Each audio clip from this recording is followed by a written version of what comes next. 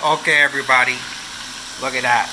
Nice, beautiful browning. I've got my my beef. Look at it, beef and lamb, just browned nice and beautifully. Got my pig feet all nice and brown. Look at that. Isn't that just making your mouth water already? Look at those oxtails. Now the problem with oxtails is I don't like to get them all to the bottom of the pot pan, because if you can see, I got all my nice pieces along the outside right here. And I do that for a reason, so I can keep that flavor in the pot. Because right now I'm adding in my onions, you know, and just get all that in there, right? And that way, oh, by the way, let me show you this. Look at that. That's that pureed goodness right there, you know. And then when that gets to the bottom of the pot, before I pour my Guinness and everything like that, it gives it a really nice kind of amazing puree that goes in with the tomato paste, right? So because of the sole fact that I really want to get that, look at that caramelization of my onions, but I don't want it to, you know, the pot's going to get overcrowded here really quickly. And that's the idea, is to have everything cooked. My mom always tells me, don't beat my spoon on the pot. And there I am doing it.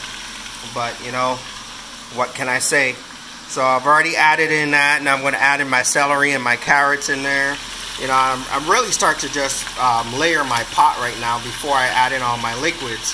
Because once the liquids go in, guess what? There's nothing else you can do. It now goes into a nice kind of braising session, and then after that it's going to just all be, you know, covered with liquids. And then I've preheated my oven already over here. Got it preheated to 220 degrees, and right now we're just having a lot of fun. So here, let it begin here. Let me show you what's going on in this pot right here. I've gotten my cinnamon, I've gotten my cloves, I've gotten my onions, I've gotten my carrots, I've gotten my small little pieces of meat up in there. You know, I haven't even added liquids yet, and there we go. So now I'm getting ready to start putting my meats back in here before I add in the casserole and stuff like that, you know. So it's gonna make a big difference. It's gonna make a big difference, and you're gonna get to see a lot of things here. I like the cloves and cinnamon to kind of sit in there, you know. Some people will grind that stuff up.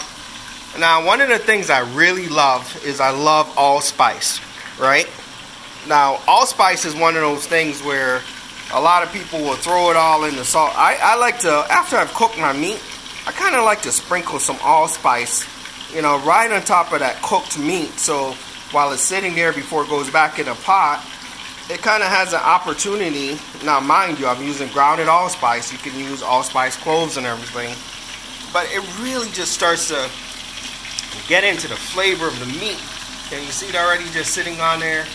You know, you see that? That grounded allspice is just everywhere, you know. And I use Penzeys for a lot of things. Let me represent a little bit. Maybe they'll sponsor me later on in the future. I doubt it. I'm in Singapore. But you never know. God is good.